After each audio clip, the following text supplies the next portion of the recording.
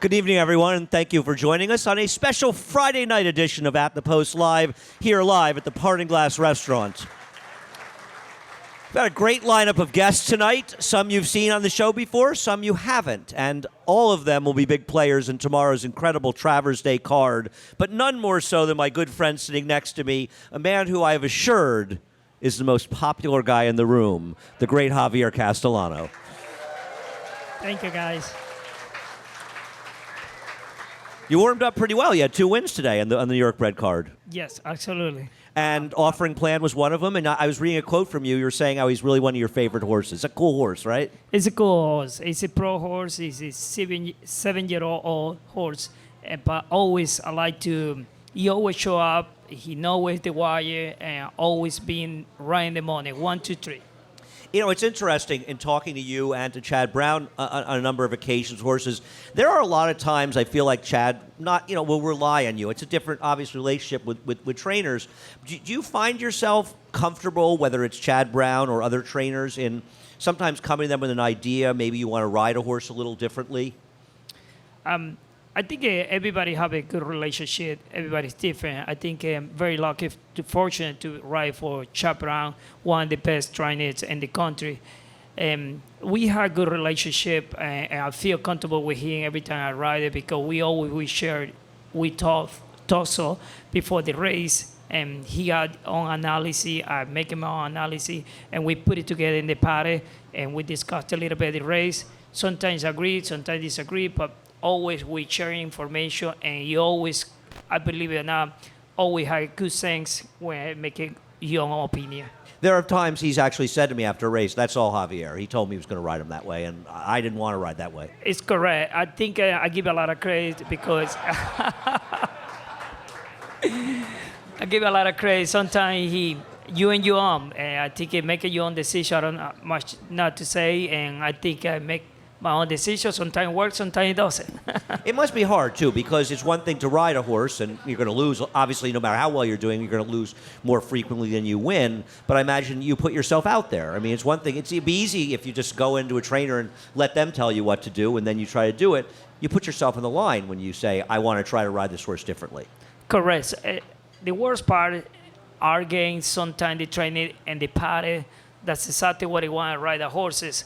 And you see different view, and then you have to guess it yourself in the post parade. If I listen to him, I don't think it's the right idea. But if I don't listen to him, I'm gonna get fired.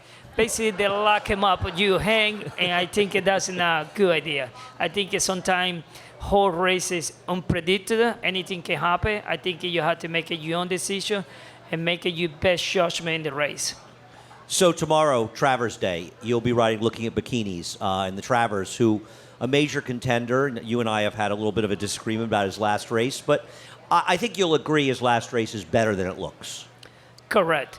I think, unfortunately, the last time, it wasn't the best day for him. The way he played the track, he was sloppy, muddy. I think it really wasn't that good, and not speeding the race. I ended up to dictate the pace in the race, and it was a pacemaker, basically, and he wanted to go to the lead, the horse got tired.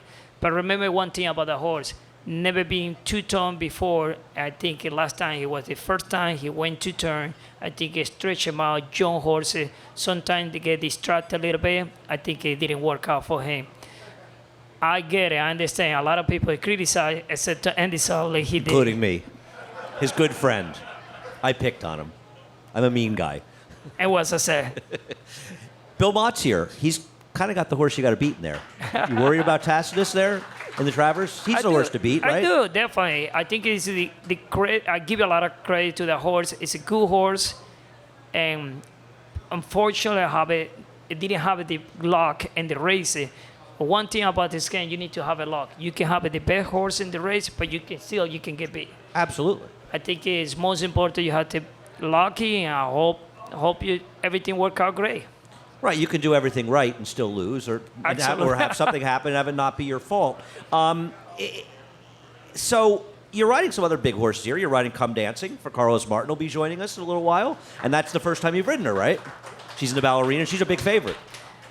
I'm very lucky, fortunate to A lot of trainers give me support, especially Carlos Marti, always support my career. He gave me the opportunity to first time to ride a feeling. I've been working together every single week, and I start breezing the horse 4 weeks ago to prepare for tomorrow the race. I think Carlos Marti did a great job with the horse and give me the opportunity to ride the horse tomorrow. I think hopefully I can whip.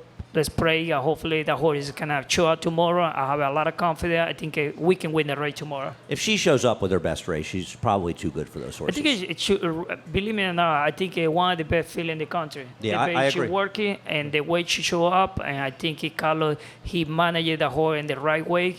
I think a little luck, I think we can win the race. You're riding one of my favorite horses tomorrow, also against Bill Mott, who has Channel Makers, another horse I'm a big fan of, but you're riding Annals of Time. Trying to get a 1.5 miles in the Sword Dancer. Are you confident he's going to be effective going a 1.5 miles? He's never gone beyond 1 1/8, I don't think. 3/16 last time. The way he showed me the last time, mile 316, I think he get the distance. I think he's that kind of horse. He come from behind. He got a beautiful, powerful kick. I never see anything horses like that. Especially mile and a half, a lot of horses, they get tired in the end. I think hopefully Annals of Time, he can run in the end. Hopefully I can win the race too also.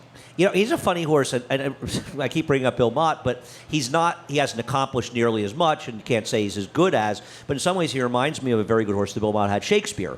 Because Shakespeare was so good, he just kept getting hurt, and somehow he managed to keep coming back from injuries. This is like the 3rd time he's come back from injuries. It's true. I think a lot of good horses, they get hurt more quick.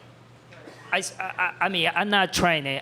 Just to see through my experience, a lot of horses, when they try really hard, and I think they get hurt too. It's like we human beings, we try to run faster. The next day we get sore. I think that kind of type of horse it is. But the one thing I think Mr. Brown, he did a really good job with the horse. He gave it some time. He picked the right races for the horse. The way he's been developing the horse is amazing. Now I think in knocking wood, hopefully the horse is in good shape. Hopefully we can have a good day tomorrow. Well, I mean, his race in the Hollywood Derby was tremendous. His quick burst. He's the first time I think I yelled at your agent at the time because he didn't ride him in the Hill Prince at the race before it, and I yelled at him and said, "You have to ride this horse. He's the best 3-year-old turf horse," and you got back on for the next start. It was pretty good, pretty exciting. Yeah. So I'm going to say I helped you get on that horse. So let's talk about some other things. Talk about handicapping and preparing to ride. Do you watch replays the night before? Do you look at the races, try to figure out how the race can be run? What do you do to prepare for the horses you're riding on a coming card? You make a good point. Everybody jockey is different. I think usually I try to handicap the race this couple hours before the race. I don't try to do it my homework the day before because so many things come to your mind. So many things. I ride a lot of horses every single day. I try to put it in my homework every single day. And I think if you try to study too much or try to analyze it too much, I think you get confused. And when you ride especially 8-9 horses, I try to do a little couple hours before the races, and I handicap the race. I got the scratches. I watch a replay. I make my notes. I go back to my notes. I write it down in the book. I say, oh, this horse he don't like inside. A horse they like outside. Every single horse is different. It's like the doctor, he see the patient. When you see the patient, every patient is different. I think that's the way you have to treat the horses. When the horses you ride, you have to treat every single one different. Horses got to speed, horses come from behind, horses like inside, horses like outside. I think one of the best jockey, he told me one time, the most important you need to do, your homework, try to adjustment every single horses. Don't be one dimension. Don't be like jockey. You have to be in the lead to win the race. I see a lot of jockey, they got a lot of potential. Oh, these jockeys are always good in the lead. But you put it come from behind, I think he didn't make the pace right. Or opposite, I think the key is you have to adjustment your horse and you have to put the horse in the right spot to win the race. An interesting example of this, or of having to sort of think on your feet a little bit, is Fierce Ladies Day you won on. A horse who you probably expected you'd be more forward on, but she got bounced around out of the gate, and you had to adjust, and you were still able to get her comfortable and win the race today. You're right. You make a good point. But my purpose is today not to be in the lead. I think unfortunately last time I didn't have a choice. Only 5 horses field. I got the inside post. I got the only spin in the race. I has to go to the lead. And then Luis, he chased me all the way. He beat me in the wire. I said, no, it's not gonna work again. I gotta do the opposite. Now, hopefully he can break and take him by just a little off the pace and come around. Now it's my time. He pay off. You learn it through the spirit. I think last time, unfortunately, I didn't win, but thank God he paid off today. And obviously the trainer was comfortable with you wanting to be more patient today? Well, they... Maybe not. Maybe not. I don't know. He was after the race, I'm sure. After the result, he told me, congratulations, you did a great job. That's the fact. We don't know what he would have said had it not worked out. We're not sure it would have been exactly the same. I really wonder, are there certain races that you like to ride more than others, whether it's grass or dirt, short or long? Not necessarily because you feel like these are races I ride better in, because you won every big race, at many different distances. Are there certain races you just sort of like more than others? I think it doesn't matter. I think it matters what kind of type of horse you ride in the race. If the horse is lie and the right spot and the lies and the good surfer, I think you enjoy the ride basically. But I feel a little comfortable in the grass. I have a good result in the grass. Every time I ride in the grass, I got good percent about that. When I came to the country, I'm from Venezuela. We have a race in Venezuela, but we never have a grass. We never have a turf over there. And one thing I make it my own goal, I put in purpose in myself.